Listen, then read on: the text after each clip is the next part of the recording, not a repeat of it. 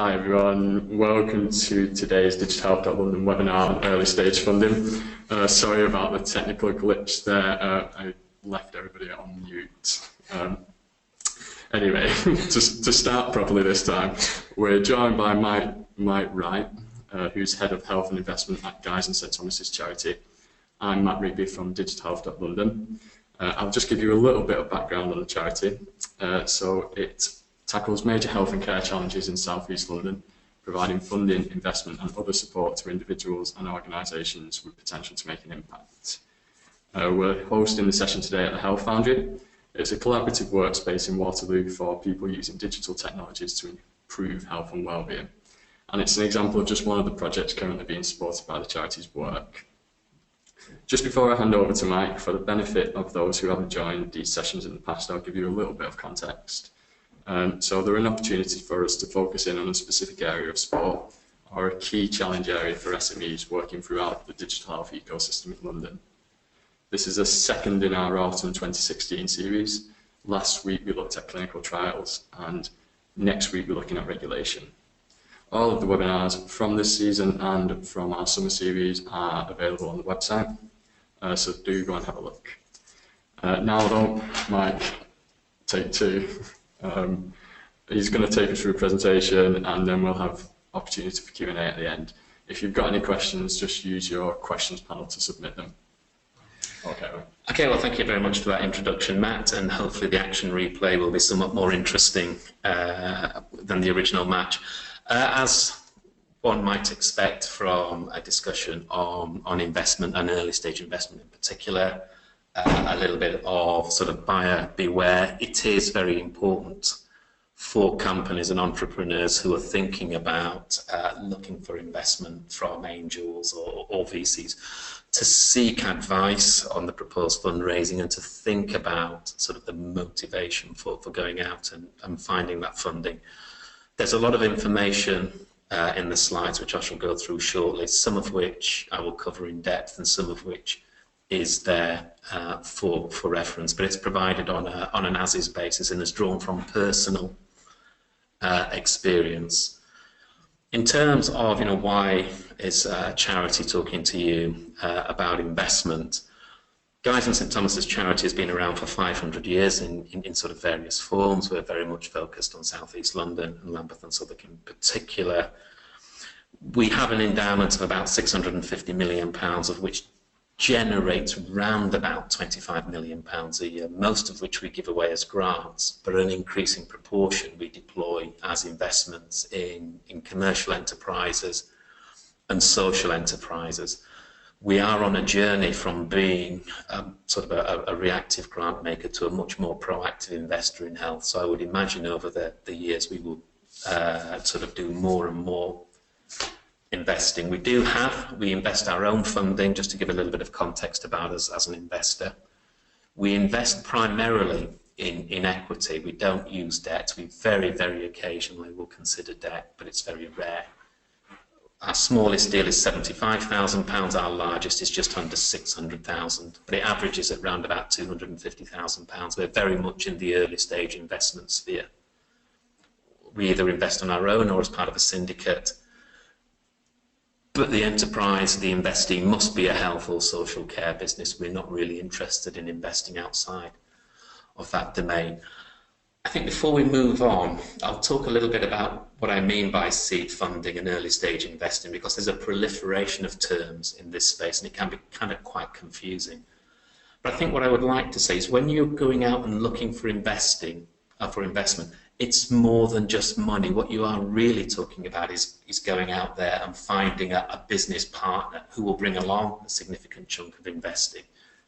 There's a lot of money out there, but there's also a lot of expertise, and it's worth thinking about, what are the additional skills and experiences we want on board. Are we looking for expertise in dealing with healthcare professionals? Are we looking for expertise who can help us to expand our product overseas? Are we looking for expertise around sort of management of our intellectual property? More and more investors are beginning to think about sort of value add services. And there's a lot to be said for looking at the value add an investor brings over and above any checks they may write for you on your behalf. I guess in thinking about early stage, you may have heard of pre-seed rounds. These are typically sort of £100,000 or less. It's usually business angels, but crowdfunding platforms like Crowdcube can be a source of this sort of funding.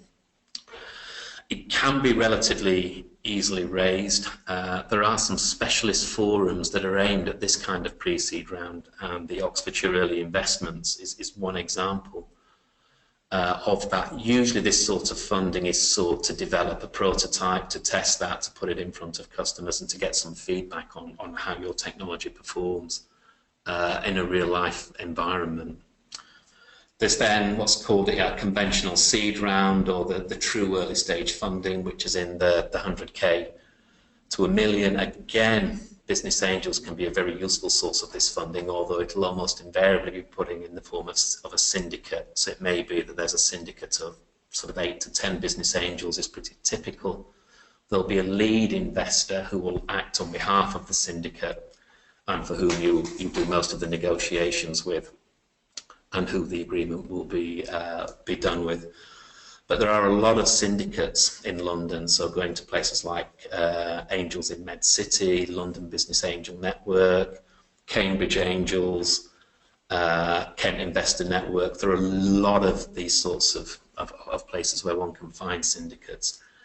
For pre-seed and seed rounds, it will be very, very important for the business to have either to be compliant with the Enterprise Investment Scheme or the Seed Enterprise Investment Scheme, which you may have come across. I'll talk a little bit more about both of those schemes in a few slides' time. But business angels in particular will look for this in any business opportunity in which they invest. And there's a lot of things that you can do to ensure that your businesses are compliant with both of these funding programs. Following on from seed investment, you then find yourself looking at Series A, B, C and D, and this is really when you're looking for funding of £1 million plus. So a Series A round would be 1 to 10 million, and Series B would be 10 plus, C typically 20 million, and D 50 million. So this is sort of serious institutional funding for which a very different set of advice is required. The Small Enterprise Investment Scheme is designed to help sort of very early stage companies raise equity finance by offering tax relief to investors. Both the SEIS and EIS are of benefit to investors only. There are no particular benefits to companies other than making you more attractive to business angels. SEIS, is possible to get a certificate from HMRC saying that you are compliant, and a lot of business angels will look to you to be able to present that certificate to them as a qualifying investment. It's not too difficult to comply with the scheme, but it is possible to make some very simple mistakes that would put you outside of these particular programs. But SEIS and EIS, it's worth taking legal advice on how to structure your business to be compliant with those. But they are very, very important in the early investment space. SEIS is for the first £150,000 of investment. EIS can be anything up to £3 to £5 million. Again, it's designed to help businesses that are a little bit further on from very early stage. You need to be a qualifying company, and you cannot raise more than £5 million worth of venture capital investment in any 12-month period. Again, the tax breaks are for investors and not for the company. And the investor must be unconnected to the company, so they cannot be a director or they cannot become a director of your company. So it's something to think about. I think one of the interesting things about SEIS and EIS funding is that there are dedicated funds set up to make these sorts of investments, and there are an increasing number of these sorts of funds about. So I think up on the slide you can see the Onion SEIS, EIS funds. These are capable of investing up to £1 million into an enterprise, and if you can demonstrate SEIS and EIS compliance, then it can be relatively straightforward to secure that sort of funding. But it's well worth looking out for these sorts of funds.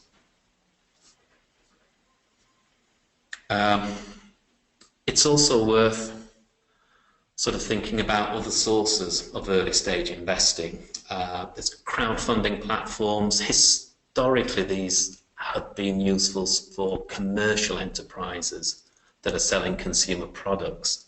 Increasingly, platforms like Crowdcube are looking at commercial enterprises that have business-to-business offers or healthcare offers. They can raise substantial sums of funds for you, but they're not active investors.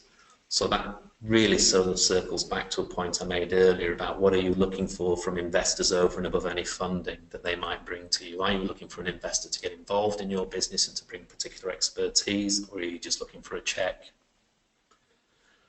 There are various sort of accelerator and incubator programs. I suspect most of you are on the DigitalHealth.London accelerator program. But there are some accelerators that can provide funding or access to funding over and above advice on how to structure your business and how to develop products and services for the particular market of interest. In health and social care, it's often possible to present your idea or your technology as a potential impact investment.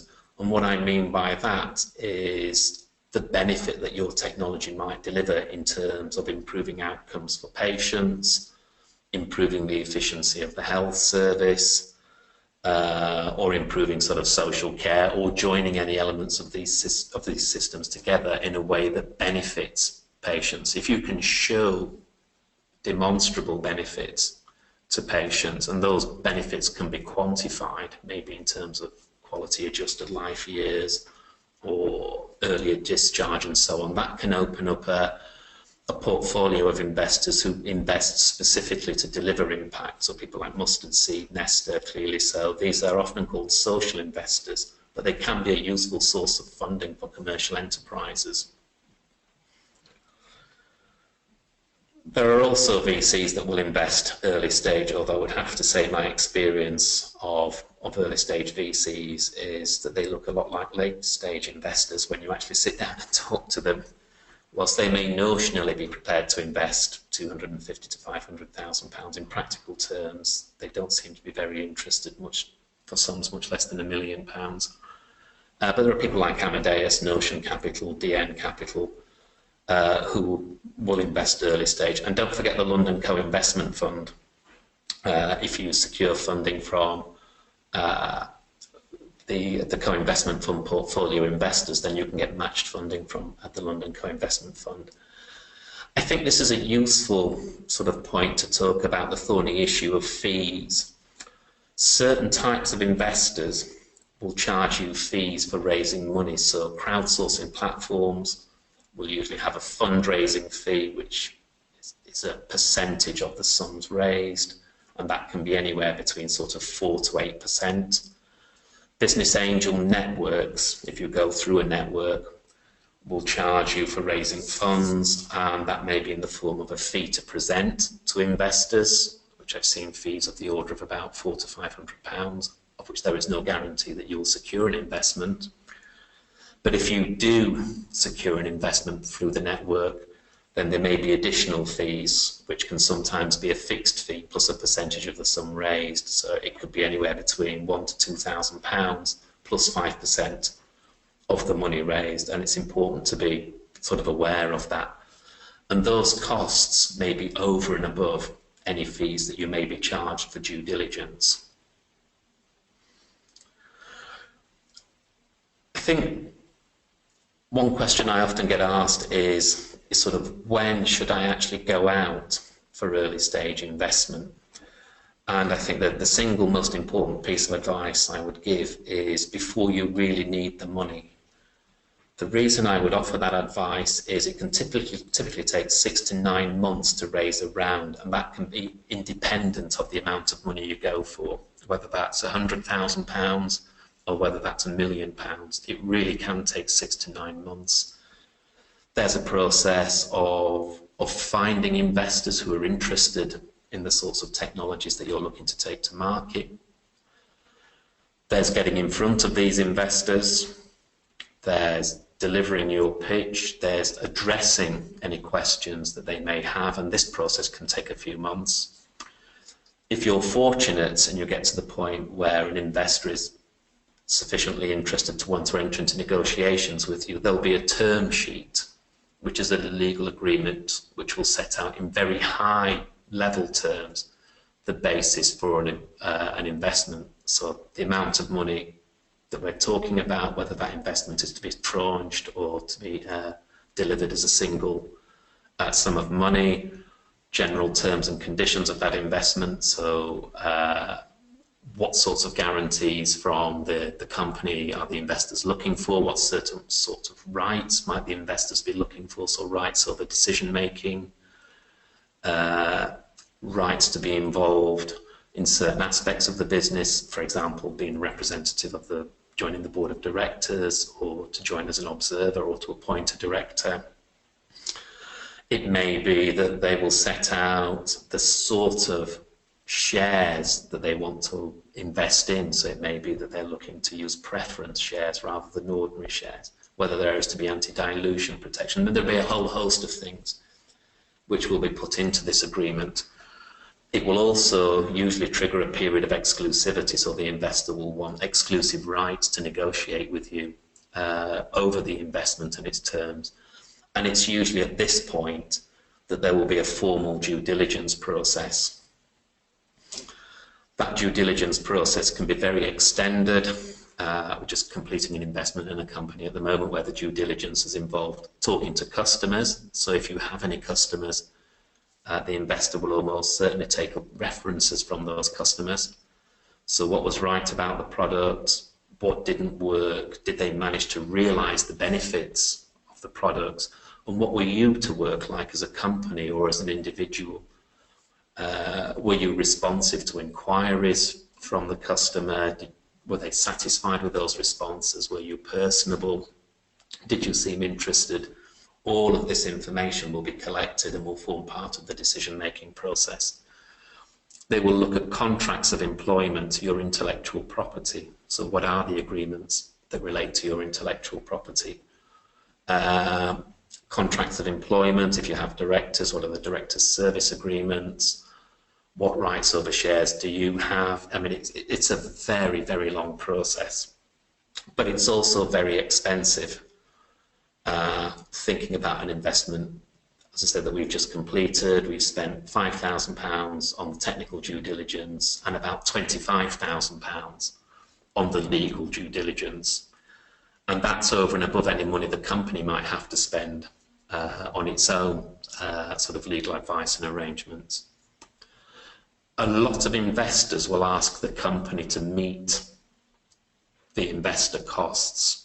So some investors would ask the company to meet the £30,000 in this instance that we've spent. Some investors will bear their own costs. If the investment falls through for whatever reason, then the investor may still ask you to meet the costs that they've incurred in that time. So I think it's important to be cognizant of these facts and to raise them at the point at which a term sheet is being discussed. Who will be responsible for what, who will pay for what, and what happens under various circumstances. It's very, very easy to make quite an expensive mistake in that space. It's also important to be absolutely clear what you intend to do with the funding. If you're not quite sure what you might do with any funding, then it's probably not a useful time to go out and raise funding. It's also important that you have in mind a clear value-adding milestone. A lot of investors, for that matter, will not put funding in if there is no clear route through to a value-creating milestone at some point in that business development process. Almost all early-stage investors will accept that you will need to go out for further funding, but they'll want to have some understanding of where that funding might come from.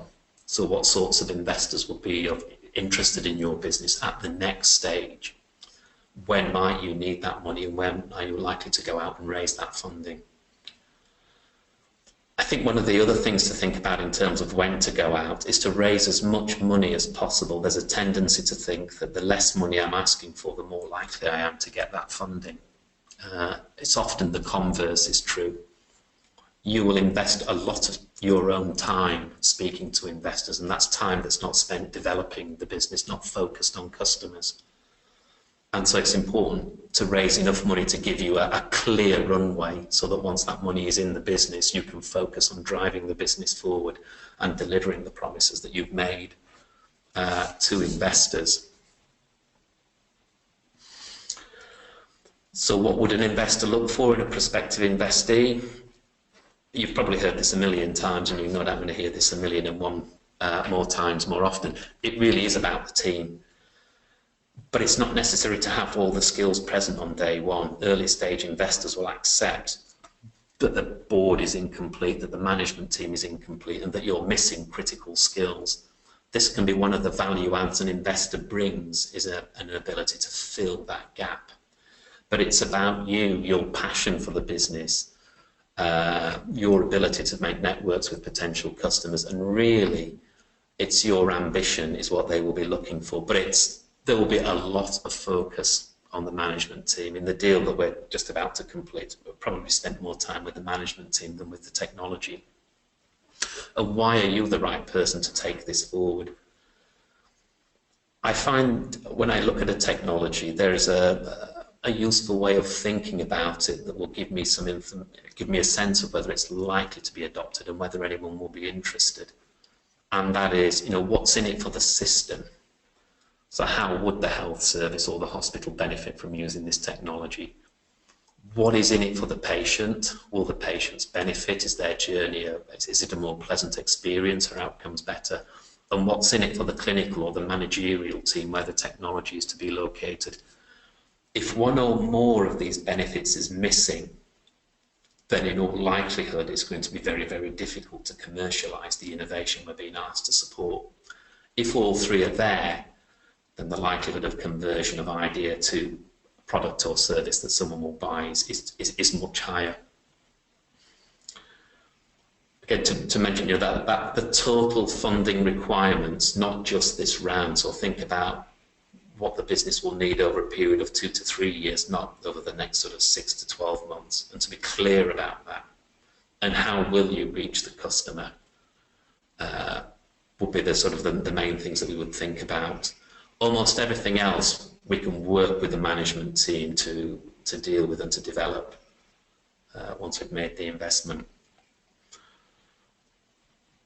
Due diligence is an arduous process. It's very, very time consuming, and it's important to factor that in. It will consume a lot of your time servicing the information requests. You can kind of prepare yourself for this in advance before you go out for funding. You can think about, have key employees in the business got contracts of employment? Is any intellectual property or inventions or innovations they develop, do they belong to the business or does it belong to the individual? With software, there's often a need to access somebody else as an enabling technology. Do you have consent to use that enabling technology? Not just in terms of developing a research tool, but do you have consent to commercialize using these tools? And if so, what are the terms and conditions which attach to that commercialization activity? So is there any share in the upside, as it were? Have you taken steps to protect your intellectual property? If you're developing software, is that developmental process well documented? Is there some kind of quality assurance process? A lot of this adds value to the business, but this is the sort of information investors will look for. And as I say, the process may cost anywhere between £10,000 to £50,000 from the investor's perspective. It may cost you a similar sum of money. Some terms of a typical deal. Investors will often seek board representation, and that's usually if the final shareholding is 10% or greater. A lot of investors will use preference shares. Guys in St Thomas's Charity will use ordinary shares. We will look at what the entrepreneurs have got and we will take common stock or the same sorts of shares. Investors will often use preference share models, which means they rank ahead of ordinary shareholders if the business goes bust. I mean, in practical terms, if the business goes bust, there's nothing there for anyone. But it's a way of investors protecting their interest. There'll be a fixed coupon attached to the preference share, so that's an interest rate which notionally you have to meet on an annual basis. In practical terms, what will happen is that interest rate will accumulate over time, and when the preference shares are finally converted into ordinary shares on an exit event or a stock market float, that interest will also be converted into equity. There will often be anti-dilution provisions in preference share models, which means if the value of the business goes down, the investors are compensated in some way, either by increasing their shareholding at the expense of the ordinary shareholders, or through some other mechanism, through warranties and what have you. And there may be other rights that attach to the shares. It depends very much on the investors. There'll be typical investor consents, sort of tag along and drag along rights, which means if you sell the business, the investors have the right to be bought out on the same terms and conditions as you. And you may also be required to offer personal warranties, so guarantees that the information you've told investors is true. And attached to those warranties, there may often be, you may be required to provide guarantees of up to twice the salary that you're being paid. So there'll be a financial penalty if the warranties need to be enforced in some way. Circling back to Guy's and St Thomas's charity, we are an early stage investor, but for us to invest, there must be an opportunity to create a partnership with a local health service in some way. If we can't make a link to the health service and we can't facilitate that link, then we're not interested as an investor. We find that the partnership-based approach gives us confidence that the technology you have is wanted by the health service, but we also recognise that engaging with the health service is often one of the biggest challenges that entrepreneurs face. We are an active investor. We work outside of formal board meetings. We focus particularly on things like governance, introductions to other investors, and the relationship with the health service. But we don't overstay our welcome. When we can't add value, we will find someone else who can. My final slide really is just an example of some deals that we've done sort of over the last 2 years. Handsteady is a business that we actually provided an unsecured loan to. It's a bit of an unusual investment instrument, and repayment was linked to the sales of widgets and devices that they manufactured. So they only repaid us when they made a sale. If they didn't sell anything, we didn't get any money back. Open Play was a deal we completed last year. It was a mixture of equity and a Crowdcube raise. So in this particular instance, we agreed to invest £75,000 subject to them raising a minimum sum of money. And the benefit that had on Crowdcube in this instance is that our investment created a momentum for that particular business, which attracted other investors in. Sidar, again, was a business that we put in just under £600,000 to ordinary shares. It's just currently closed a Series A round of just under £3 million. But we've been with that business now for about 4 years. Centron was an example of a mixed debt and equity type model. And we have a deal in progress, which is a co-investment with an organisation called Nesta, and this is a preference share model. So what this slide is meant to convey is that we are a very flexible investor. We will invest using the instrument that's right for the business, not one that's of our particular preference. So we try to understand what it is the company needs, and then we build the finance around that. So if there are any questions or comments that you'd like to make, my email address is up there. Thank you very much for your time. Thanks, Mike. Actually, I'll kick the Q&A off. Just a reminder, if you do have any questions, submit them through the questions panel on your interface. But Mike, we talked about the kind of when companies know whether it's right to go for investment and what they should do about going through that process. But are there any pitfalls? Are there any common errors, rookie mistakes that they might make when they come to see you? One of the most common mistakes is not asking for enough money. And it's a mistake for two reasons. One is most investors know that you're not asking for enough money, and that calls into question the management team's competence and whether they understand the business. And secondly, if you don't ask for enough money, you wind up having to go out and raise further funding, potentially before you've created significant value in the business. So the next round of investment is not very attractive to an incoming investor, and management team spend an awful lot of time doing things other than running the business, which is what they're there to do. So it's go out for money before you need it, go out properly. Indeed, and the other most common mistake is not researching the investor before you actually make contact with them. You know, for example, you'll often find investors who will invest in 2 or 3 sectors, of which health might be one of those. And within the healthcare interest, there may be 2 or 3 subsectors that they're interested in. If your proposition lies outside of those, they're not going to be interested. Secondly, it may well be that although they're interested in remote communication with patients, for example, they already have half a dozen investments in companies that are in that space. And so it's unlikely that they will be receptive to yet another investment opportunity in that space, unless you have something which is transformationally different from what's in their portfolio. So it's always worth looking at their sector preferences, and it's always worth looking at what they already have in their portfolio and whether your business would fit within that portfolio.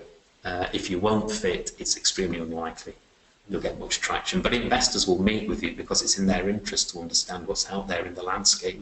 They may want to talk to you because you're a competitor to a business they have in the portfolio. So it's desperately important to do your homework before you go and make contact with an investor, because you may be wasting your time, even though they're theoretically interested in your space. Okay. I guess picking up on that then, do your research. Could we maybe talk a little bit more about GSTT charity priorities, like what you're looking for? Well, certainly from January, we will have a strong interest around multiple long-term conditions. That's both during the acute phase, but I think more interestingly, how patients with multiple long-term conditions are managed in the community, both from the clinical and social part of the journey, but also in terms of the tools and technologies that individuals with long-term conditions can use to more effectively manage their condition, to enable them to live as full a life as it's possible for them to live with that, and to minimise their dependence on the formal health service. So I think that whole sort of chronic long-term journey we will be very, very interested in. The other area I think that we'll be interested in will be around sort of the development of tools and technologies that can more effectively help people to solve problems in these spaces. So how might we rethink sort of the long-term conditions journey? Are there any technologies that help people to think differently about the problem? Okay. And scribbled a note earlier, actually, just picking up on due diligence. Yeah.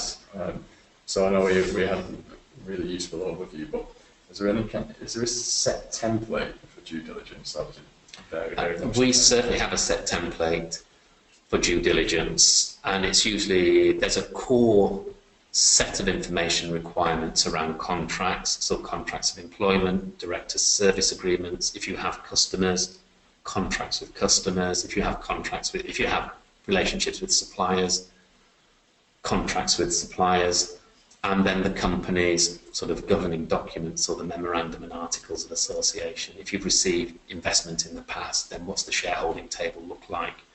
If you have a share option scheme, then what's that share option scheme look like? And what are the terms and conditions that relate to the current option holders? And then there's a second set of core requirements, which are usually around the technology. So we would look at things like, sort of intellectual property.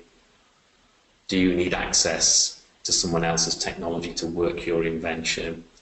And if it's software, then really, what's the quality of that code? Is it well documented? And that really, really is important. And what things like version control, do you have versions held in escrow to protect the business in the event that it goes bankrupt, customers in the event that it goes bankrupt? We will look, and the third area is often around the access to the market. So is there any evidence of relationships? But due diligence often throws up questions which will take it in a particular direction. But I'd be very happy to share our sort of core due diligence document with individuals if they were interested, just to give you some sense of our starting place. Like that. That'd be really helpful, actually.